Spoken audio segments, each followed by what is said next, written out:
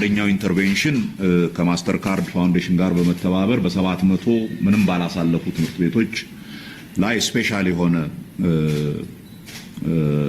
እርዳታ ተማሪዎቹም ለመምህራኑም የሰጠንበት ፕሮግራም ሲሆን ሁለተኛው በትምህርት ሚኒስቴር በራሱ በኩል እንደዚሁ ምንም ባላሳለፉ ትምህርት ቤቶች ላይ የተሰሩ የማጠናከሪያ እርምጃዎች ነበሩ።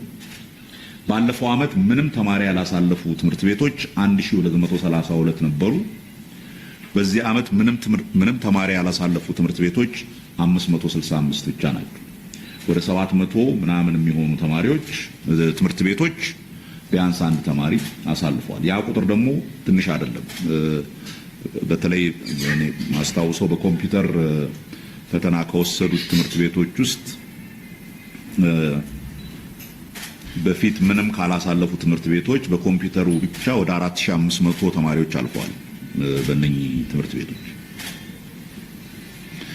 100% ተማሪዎች ያሳለፉ ትምህርት ቤቶች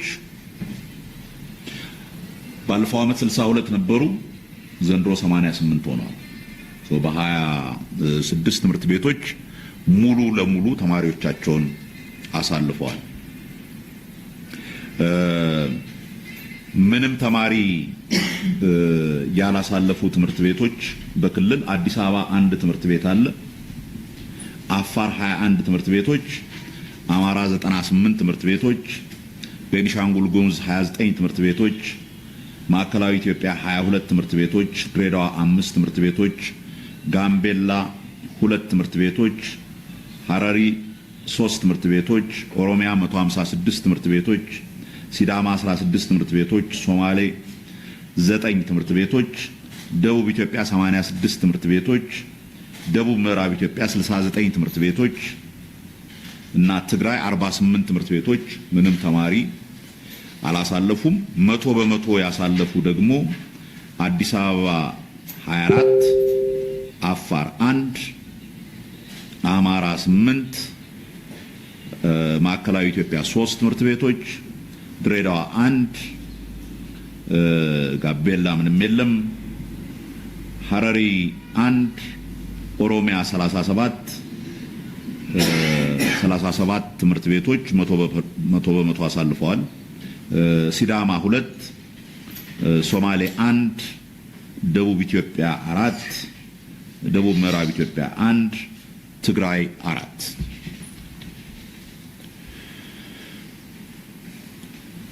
ፈተና በሁለት መልኩ ሃይብሪድ እንትን ነው የሰጠነው። እንደምታውቁት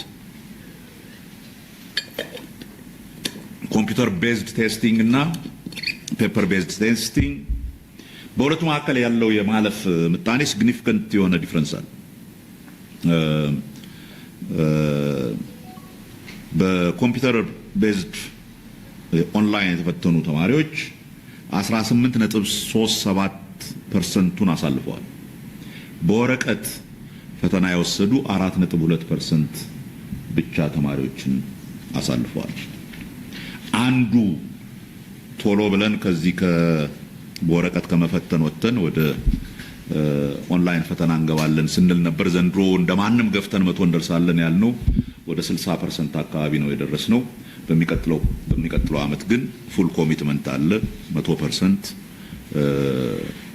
በኮምፒውተር ላይ የተመሰረተ ፈተና እንሰጣለን። ሁሉንም ብለን ነው የምናስበው። ከፍተኛ ውጤት የተገኘው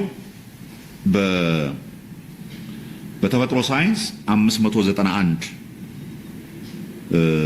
ከ600 ማለት ነው 591.6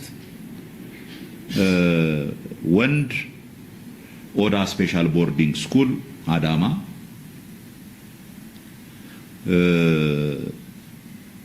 ከሴት በተፈጥሮ ሳይንስ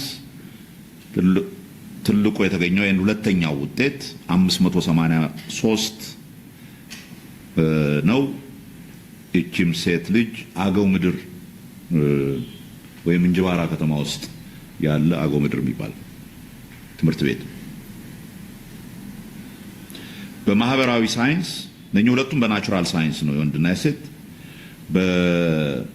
በማህበራዊ ሳይንስ ትልቁ ውጤት 576 ነጥብ 25 ነው። ዶዶላ ኢፋቦሩ ወንድ ሴት ደግሞ 569.1 ቦሌ አዲስ አበባ ሱፐር ሆሊ ሴቪየር ትምህርት ቤት የሚባለው ከዛ ነው ሃይስት ግሬድ የተገኙ።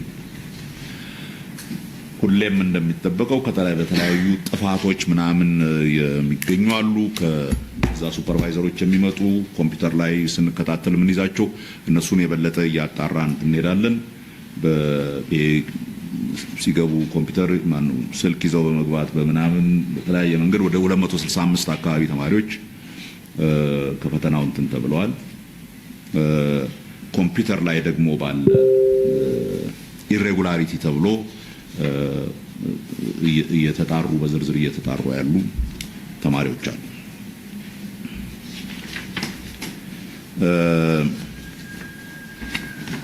በዋናነት እነኚህ ናቸው ዋና ዋና ሃይላይቶች ናቸው ብለን ለዛሬ ያዘጋጀንላችሁ።